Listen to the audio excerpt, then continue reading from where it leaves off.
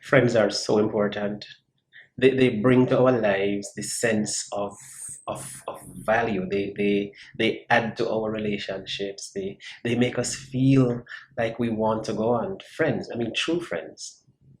Jesus had some friends in Bethany, Mary and Martha and Lazarus, and Jesus would visit them from time to time, and they'd have good time together as friends and family. Jesus was away from them, and Lazarus fell ill. They sent to Jesus, and listen to what they said. They said, "The one you love is sick."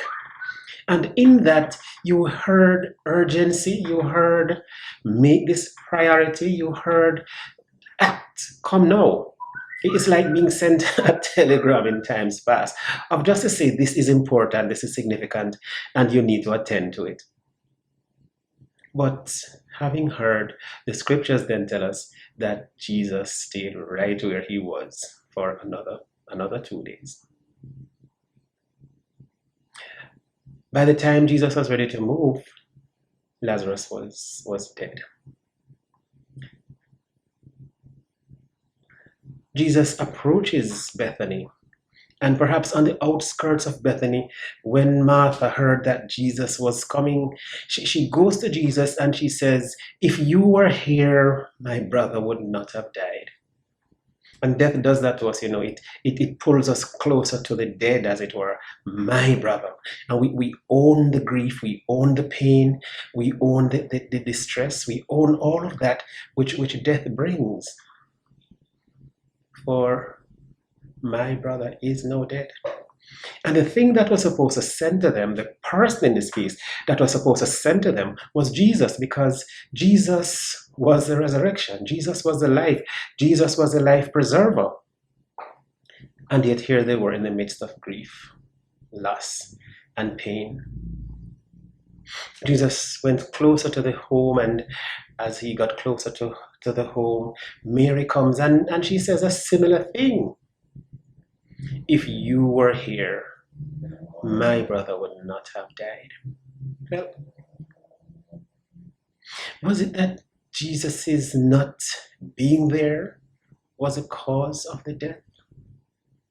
Was it that Jesus' physical presence that would make the difference for them and for Lazarus?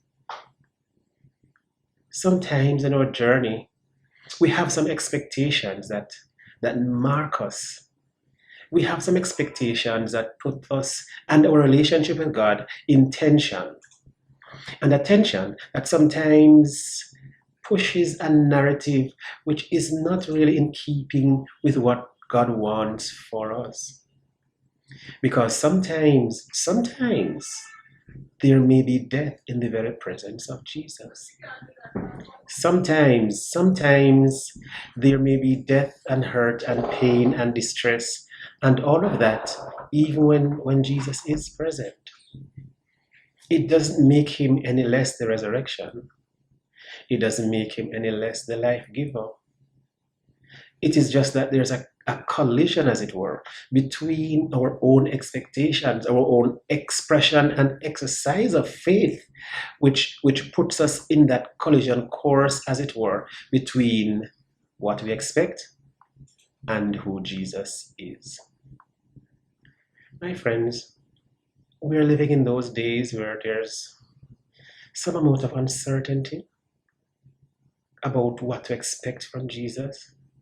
That puts our faith under pressure, that makes us wonder about the relatability of being a Christian and how we deal with our own hurt and distress and anger and so on.